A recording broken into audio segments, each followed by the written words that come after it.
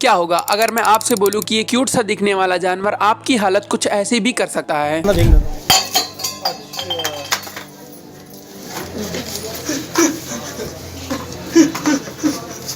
हाँ, इस आदमी की हालत एक कुत्ते के काटने से हुई है और आज की डेट में हमारे देश में डॉग बाइट एक बहुत बड़ी प्रॉब्लम बन चुका है। इस बात का अंदाजा आप इस बात से लगा सकते हो कि हमारे देश में ऑन एन एवरेज हर साल लगभग 18 लाख डॉग बाइट के केसेस देखने को मिलते हैं। 2021 में 17 लाख डॉग बाइट के केसेस देखने को मिले और 2022 में 21.8 लाख डॉग बाइट के केसेस देखने को मिले। मतलब एक साल में ही ये नंबर लगभग 5 लाख से बढ़ गया और अगले साल 2023 में ये नंबर बढ़ के 24.7 लाख हो गया। इसमें भी सबसे ज्यादा केसेस महाराष्ट्र में देखने को मिले विद ओवर 11%, यानी कि 4.3 लाख केसेस केवल महाराष्ट्र में देखने को मिले। सेकंड नंबर पे आता है हमारा Tamil Nadu with over 4.04 lakh cases और ऐसे ही इस लिस्ट में बाकी सारे राज्य भी हैं। जरा सोच कर देखो कि ये नंबर कितना बड़ा है। अगर आप इन नंबर को कैलकुलेट करते हो तो लगभग 1200 केसेस हर दिन हो रहे हैं और इन्हीं 1200 केसों में से एक केस आया गाजियाबाद विजयनगर के चरण सिंह कॉलोनी से, जहाँ पे एक 14 साल के मासूम साबेश ने अपने फादर की ही गोद में तड़प तड़प कर अपनी जान गंवा दी।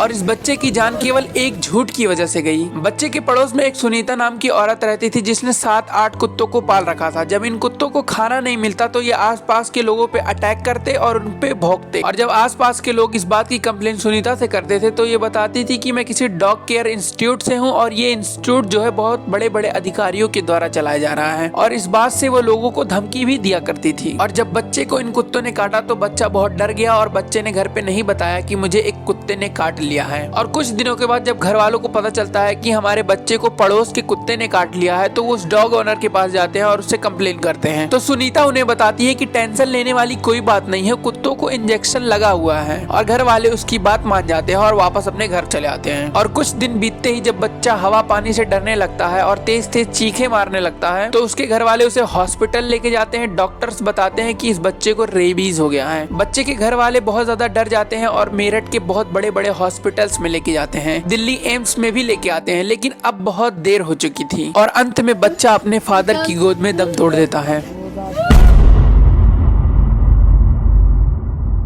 साबेश कोई इकलौता केस नहीं है। हर साल लगभग 20 से 22 हजार लोग डॉग बाइट यानी कि रेबीज से अपनी लाइफ खो देते हैं और ज्यादातर डॉग बाइट के केसेस जो होते हैं वो पेट डॉग्स के ही होते हैं, क्योंकि हमारे देश के so called dog lovers show off करने के लिए अमेरिकन पिटबुल, डोगो, अर्जेंटिनो मैस्टिफ और रोटरॉयलर जैसे डेंजरस डॉग। जानकारी के लिए बता दूं कि दुनिया के सबसे खतरनाक कुत्तों की लिस्ट में ये टॉप 10 में आते हैं। दिए गए इस चार्ट पे आप इन कुत्तों के नाम के साथ इनके डॉग बाइट PSI को भी देख सकते हो। अगर आपको नंबर में ना समझ में आ रहा हो तो आप गूगल पे सीधे जाके इनका नाम और उसके बाद बाइट मार्क लिख के सर्च कर सकते हो और उसके बाद जो आएगा वो आपका दिमाग हिला के रख देगा और उसको देखने के बाद आपको एग्जैक्ट पता लग जाएगा कि ये कितने खतरनाक ब्रीड्स हैं। हैरानी की बात तो ये है कि इतने सारे इंसिडेंट होने के बाद भी हमारे देश में डॉग ब्रीड्स पे कोई रिस्ट्रिक्शंस नहीं है, कोई लॉ नहीं है और इसीलिए ये शो ऑफ करने वाले डॉग ओनर्स डेंजरस ब्रीड को अपना पेट बनाना प्रेफर करते हैं। और ये डॉग्स जब किसी पर्सन पे अटैक करते हैं तो इनका रिएक्शन कुछ ऐसा होता है। The incident took place on Monday in Chance Castle Society located in Rajnagar Extension. The video showed the pet dog pouncing on the child and biting him even as the उस बच्चे को कुत्ते ने काट लिया और लेडी का कोई भी रिएक्शन नहीं है। और जब बाद में बच्चे का पिता शिकायत करने के लिए इनके पास आता है तो इनकी आप हरकतें तो देखो। ठीक है, और बदतमीजी कर रही है, कह रहे मेरे पति से बात कर लो, गवार हो, मेरे पीछे क्यों आ रहे हो, लेडी से बात करने की मैनर्स नहीं है। ऐसे लोगों पे क्या एक्शन होना चाहिए आप कमेंट करके बताओ और अपनी डॉग अटैक स्टोरी मेंशन करो।